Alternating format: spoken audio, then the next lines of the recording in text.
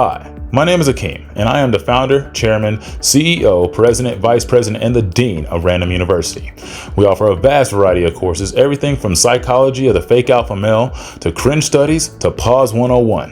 Now, if you're interested in joining this university, please call or text the number on the screen at 1555 Ran-DomU. Are you ready? Before I start today's video, I just want to give a shout out to LTTV, the World Class, the Gray Pill Podcast, and Stay Gold Radio. I really appreciate the fact that y'all shouted me out in posts months ago, and I had no idea that y'all even had did that. Look, personally, I'm pretty special needs on this platform when it comes to checking things and finding out like how people are tagged in posts and seeing how comments and stuff like that. Other than like literally uploading my videos and checking comments, I'm pretty trash at this platform. Like I still haven't figured out how to live stream. But anyway, I want to say shout out to you guys. Thank y'all so much for supporting this channel, and shout out to all the people who sent me super chats recently too. Thank y'all so much. I can't thank you enough for, all the support I've had here on the platform. Appreciate it. And my God, F-bombs for you. I almost completely forgot to mention and shout out this guy. This guy is the one who actually created the new logos that I have for this channel. So if you like the new look of the new Ran-DomU University logo, shout out to him. F-bombs for you. Facts based on my brain. That's what it was.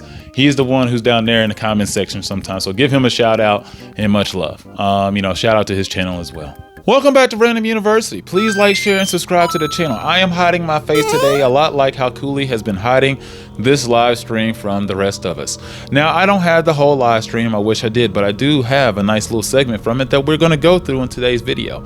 I'm going to go through it. Now, unfortunately, thankful for the commentary king. He's the guy who's going to be in this video debating Cooley. Thank you to him. Shout out to that guy for allowing me to have this video I'm going to be able to show you today of that live stream. The only thing is he muted his mic, so I'm going to have to transcribe the rest of the video because he was able to give me the transcription of what took place. So either way, we're going to get through it. You'll just have to hear my voice instead of his, but hopefully you can bear with that. But either way, I'm going to play the video in its totality with the transcription, and then whoever wants to use it, feel free. If you want to go ahead and take it up off this channel and use it for our own content on yours, go ahead, please. We need to spread this message. We need to go ahead, and I guess the thing is about this video in particular today is that honestly, I'm not even sure why Cooley took down this live stream. I guess it must have went horribly bad after this interview, or it was probably going bad before, because it seems like he was getting exposed as a false prophet because, they started talking a whole lot about religion, and that's pretty much where this started, and I guess it went off the rails afterwards. Because my thing is this. A lot of these red pill gurus, these guys who are clearly narcissists that, their shit doesn't stink or anything like that, they all start talking about God, religion, other things in life. They feel like not just giving you advice on relationships and dating, they feel like they should tell you everything about life in general. And it feeds off of this whole thing that they know it all, and they don't. And then in this conversation, I guess he starts diving into waters that he's really not, adept to swim in, and he has started to drown. So that's what we're going to dive in this video today, guys. So please, once again, hit the bell. Let's get into it. This thumbnail you're looking at right now is the thumbnail that he had of that live stream that no longer exists. Open debate night, politics, dating and relationships. Cooley decided, I guess, that this went so terribly that he needed to get rid of this thumbnail in this entire live stream. A lot of things there, this young man, and what he's just suffering from the victim mindset. He can't see outside of his own little box. He's been socially constructed. His mind has been socially constructed to believe that we're being systematically oppressed still, currently in 2024. And it's trash. Normally this mindset comes from many things, the education system, when our history, the only history that black people know of that's being taught in school, is slavery. It's not about really anything else. It's all about when we were slaves. So that does do something. The education system does play a part in forming the victim mindset. Not only that, the separation from church and state, meaning that we live in a secular world currently right now, that definitely plays a part into it. Not only that, but black people, most of us come from single parent homes, single mother homes at that. So then you're being raised with an emotional woman that doesn't have a masculine man to help, mold her worldview, or, give her any guidance. And that bleeds on to the children. So he's thinking like, I seen my mother go through all of these struggles. That's the white man.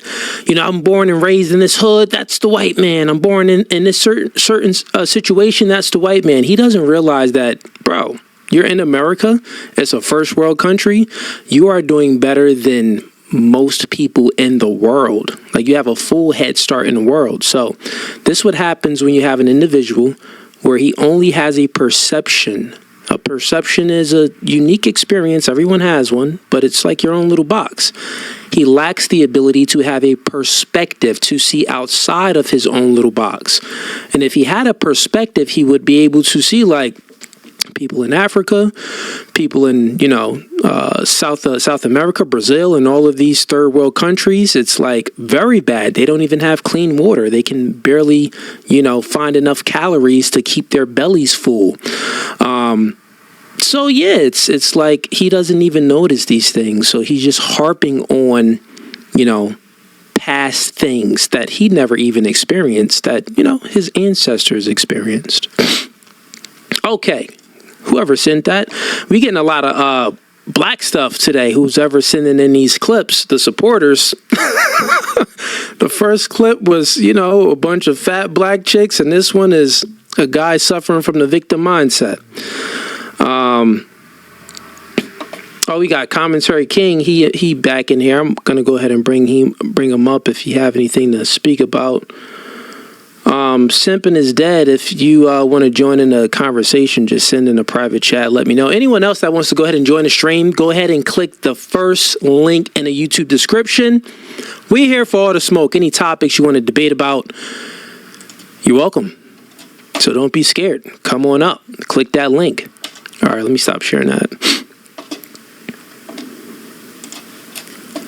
Welcome to No Fugazi Podcast. State your name. Where you from? Hey, I'm Commentary King, living in Houston. Oh, can you hear me?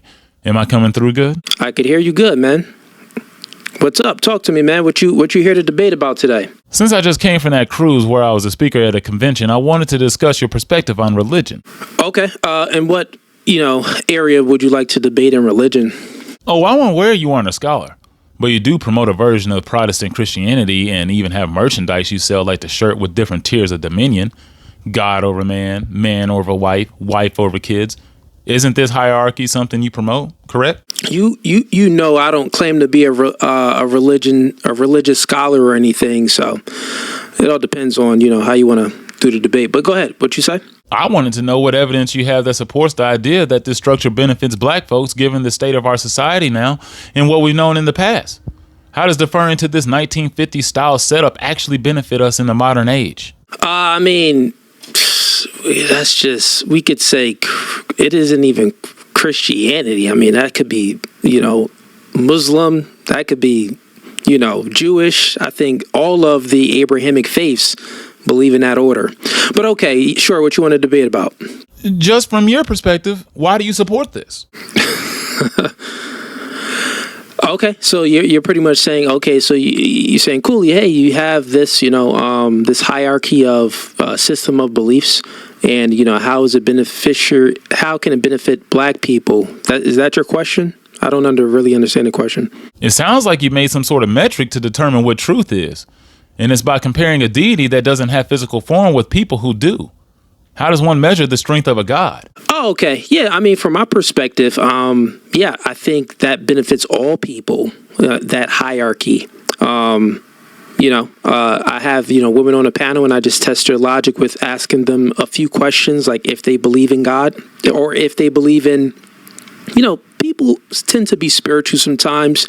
They may not believe in the Abrahamic faiths, but they do believe that there is a higher power, meaning an entity outside of this time, space, and matter that is, kind of watching over everything. With that being said, they believe that, that higher source, that higher power is above us. They understand that, men are stronger than women from a physical standpoint. They understand that, women are stronger than children from a physical standpoint, stronger and wiser. And generally speaking, men stronger and wiser than women. Generally speaking, God stronger and wiser than men.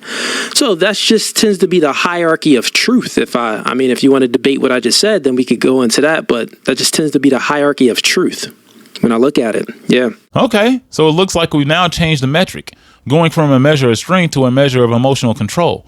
So I'll ask again, how does one measure the temperament or emotional control of a god when you have personally observed a deity controlling its emotions? Yeah, so now you're speaking about God, right? So how could we measure the strength? Well, from my belief, right, I think that God isn't bound by time, space, or matter, that he's in it, beyond it, and through it. So, God created all of this from my worldview. So, of course, he has the Thanos snap. He could make it all appear and make it all disappear if he wanted to. So that would be strength. I wouldn't even say strength fully in the physical sense as well, but I would say from the mental capacity as well. Like when we look at it, when I'm speaking about strength, it's like, okay, who's better at, generally speaking, who's better at regulating their emotions? The mother is better at regulating her emotions than the child. The man is better at regulating his emotions better than a woman. And then we have to say God is, better than all of us. So even when I look at it from any standpoint, that tends to be the hierarchy. That tends to be the natural order of truth. If you've never observed this, then how do you create that standard you mentioned before? What evidence do you have for any of this? When have I observed that? I've never observed it. If you have no proof of this, then why would you go on to promote this and even sell merchandise and lessons based upon it? Well, for sure, it's a belief. It's hope. You know what I mean? So I don't believe in nothing. I believe that there is an entity that's the almighty, powerful God. And where I lack at, he packs at. He doesn't have my lacks. So from that worldview and that belief, it's no proof. So the question is, where's the proof? I could just, concede and say there's no proof. As far as for that question that you answered, or that you asked, there's many things that we don't have proof for. Like, we really don't have proof for, a multitude of things. Do we have proof that, can we literally see air? No, we can't see air, right? We can't see it at all. We could see the effects of it, meaning that if something blows, we see the effects of, the physical effect of it. But we actually don't see it. With different technologies and stuff, we can, all right, air, H2O, whatever, carbon dioxide, I don't know I'm not a scientist, but whatever the gases is that makes up air. Mostly what? Nitrogen? Air is mostly nitrogen. About 80-something% of what we breathe is actually nitrogen. Yeah, nitrogen. Okay, cool. But what you just mentioned is measurable. Even though we can't see it, it's still natural, and the natural world conforms to the certain order that we can observe and measure empirically. Supernatural, what you've referenced, is not empirical. So how does one measure what isn't empirical, then go on to create a metric to base things off of? There's a lot of things that, so when I think about this, right? So we could stay on the proof. That's your thing. You're like, okay, Cooley, you're harping on, you're promoting this hierarchy, but at the top of it, you have no proof of any of this stuff. So there's many things that we don't understand, but we know that it's true. We don't fully understand consciousness. We could measure it to an extent if you put someone through an MRI. MRI and stuff like that. We can measure things to a degree, but we don't fully have a 100% understanding of it. If we did, we'll be able to take consciousness from a human being and put it into machines, or take a consciousness from one body and then put that consciousness into another body. So we don't fully understand consciousness at all, but we know that it's true because we are conscious beings. I say that to say, since we know that we are conscious beings, then, because we're conscious, that's proof. And then since we're conscious and we don't really understand, this shell that we are in, how did we truly get here? When I when you meet a woman and you have sex with this woman unprotected and this woman gets pregnant, it's like, oh, this physical being was created, but where did this consciousness come from? I didn't put this consciousness in here. Me and her didn't talk about it to get that in there. So it must be an entity outside of all of this that's putting the consciousness in there, which we can say, expound on, and then say spirit or soul. You know what I mean? So we don't have proof for all of these, sci-fi, other dimensions type of things that we, subconsciously and consciously experience, but we know that it is true. Anyone can make an assertion and proclaim to be truth. How do you demonstrate that the assertion is indeed factual? Well, not even just assert. It's like, but what I'm trying to say is, this is what I'm trying to say. I don't have all the answers to things. And you don't either, right? For this topic, we just don't. So when we're speaking about this, it's like, okay, I don't fully understand this, but I do know that I am conscious. Like if you ever had surgery before and you had to get put under anesthesia, you have, right? And it was a weird experience. Like once that needle went in and, the anesthesia went in your veins, you just kind of like fell unconscious, and then 45 minutes or however the surgery took, 2 hours, 4 hours, you woke back up. You're like, what the freak was this? And mind you, when you was unconscious, you had no recollection of time.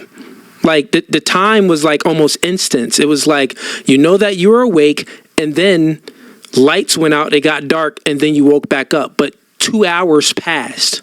You get what I'm saying? So like that's a form of us like knowing that, okay, we are conscious and we can measure it to a degree. So if we know that this conscious isn't bound by like, matter, really the only matter that it is bound by is our bodies, our shell, right? But okay, so if the shell isn't there, does the consciousness just fade away? Like we don't know. Okay, let's get on that point. Yeah.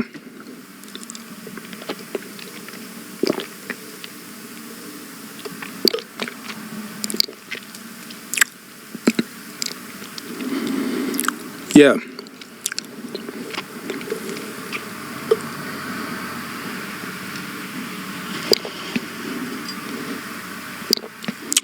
You breaking up. Couldn't hear the last 10 seconds. I couldn't hear anything. Now you're frozen and you're chopping up. Okay, I can hear you now. Go ahead.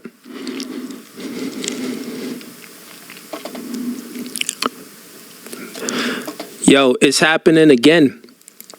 Why don't you try like exiting and coming back in? Because from my end, I do show that you have good Wi-Fi connection. There's nothing wrong with your Wi-Fi connection from my end, but it could be something with, oh, no, actually it is something wrong with your Wi-Fi connection. It's showing red on my end. So check your, yeah, reload and come back in. Okay. Then go figure all of a sudden interrupted due to internet issues.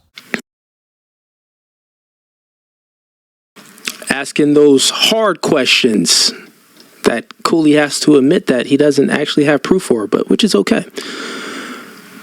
All right, let's see. Let's bring some more people up. Now, since this man could tell that Cooley was obviously bullshitting, he decided he was going to run a check in his own window at his house and check the internet connection. And it proved right here that there was no problem with the internet. So what was going on? The fact that we could see there was no lag on the stream, the fact that there was no like actual delays, no technical issues, this proved right here that Cooley was capping. Also, Cooley didn't start for about half an hour. I sat and waited in the chat, but once I told people I was gone, he started the show. Odd coincidence, but it was less than a minute after me typing that I was leaving, he suddenly went live. This screenshot was taken about half an hour after the start time. Now this caption right here that just shows that he was trying to tune into the live stream was this saying that last comment before he began was me telling people I'm heading out. And here's proof of that here. It was highlighted in the bottom right corner. It says, all right, y'all have fun. Half an hour late is ridiculous. So obviously later after all this was done, he said, I took a look at Facebook after learning he'd made the whole thing private afterwards. And it said this bad word here, no fugazi, made it private. And this is just a proof that shows that that live stream was gone, which obviously you can look back on YouTube now and tell that it, well, no longer exists. But that thumbnail earlier, that showed that was it. It was here. So what I feel like was happening at the end of this was that he was starting to get exposed for being all fugazi when it came to religion and God and all of these things that come to spirituality. I just don't think he knows a whole lot of what he's talking about. And I think he was giving you a whole lot of word salad, just like he does on every one of his debates. I'm going to get into that on another video, talking about how terrible of a debater that Cooley is, because really he does the same thing. He just talks and meanders throughout these conversations. So like if you ever notice in his debates, he'll always tell somebody, get to the point, get to the point, get to the point. The person's barely started speaking, but he's always like, get to the point, man. I've already asked you the question. Why don't you just go ahead and get into it? Cooley never gets straight to the point, because he never answers the question. He either starts trying to find or configure some type of way to like deviate the conversation to another direction. He really tries to pivot everything in another direction to distract you from the fact that he doesn't know what he's talking about. He just likes to talk. And the more he talks, and the fact that he's articulate and he sounds like he knows what he's talking about, the more people will get lost in that reality that, oh my God, he's smart, when he's really not. He's a person who's just putting everything out there on repeat, because that's all Red Pill is. All the heroes, all the people he's talking about that he looks up to in this Red Pill space, they all say the same shit, and none of it's any different. Like, all of it's the same, and everybody's starting to catch on to that, which is great. I'm really happy to hear that a lot of people are starting to recognize, like, golly, man, these people just, I mean, you thought Friends was on repeat? You thought people replayed The Office a lot? This is the same thing with Red Pill, except for the fact they only had about one season's worth of material, and that season was probably only about 3 to 4 episodes. Just like the original seasons of The Office, like the first season, 4 episodes. Just like Red Pill, they didn't have a lot of content. Just like Myron's book, Why Women Deserve Less, there's not a whole lot of content to this stuff. It's just garbage. It's just gobbledygook that they like to spread out here on the internet so they sound like they're geniuses, and they're not. That's the reason their audiences is so young, because young people are impressionable. They will fall for almost anything. So that's why when they spread this message, that a lot of them like dive into, like, oh my God, these guys they're smart, man. They look like masculine, you know, like guys that I want to look up and be. No, they're not. These guys are clowns, and that's why it's important for other videos, just like this channel and other channels, go ahead and point out that these guys are frauds, because they're just scamming young men out of money. And it's just like, you know what? You can spend that money somewhere else. Give that money to another content creator that's actually working hard. Somebody you really should take some life examples from. Somebody who's actually really knowing how to grind and not knowing how to lie and scam people on the internet. That's the whole thing that goes on with Cooley, and the same thing with Myron, and the same thing with Raul Tomasi, and all these other people that I talk about on this channel. They're all the same. They're just stealing people's money, and they're just not giving you anything that's really substantial. All these people suffer from some major God complex where they don't understand, like, really what they believe in. They think they are God. That's why they give you these messages. That's why they speak the way they do. They speak with such conviction and such, you know, like finality to everything, that they really believe everything that they say. They really think that they're giving you the gospel, but they're really giving you the ghetto gospel. Some bullshit. They're not giving you anything that's actually tangible to take home and really like live off of, because most of the stuff that they're talking about is all opinionated. Just because they say it's facts doesn't make it facts.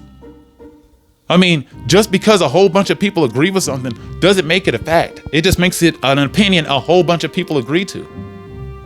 I mean, that's all that is. And these people just go ahead, and just because they say it and they believe it with all their heart and all sincerity doesn't make it real, doesn't make it factual. And that was the point that Commentary King was trying to make in this video. Like, why are you speaking up on these matters of religion and stuff like that, and you really don't know what you're talking about, homie? Stop this. You're a false prophet. You're a phony, and you're a buffoon. And eventually most people are going to catch on with the charade, and eventually they're going to jump off the bandwagon. You know, it happens with all these guys. Eventually they get caught with their pants down and they get exposed. And eventually people just stop listening to them like they should. And either way, I don't want to keep on rambling here at the end of this video. Like, share, and subscribe to the channel once again. Hopefully, you know, enjoyed this. And if you want to, please share this with other individuals so people can see that this was something that he got rid of. Exposure. Anyway, see you soon.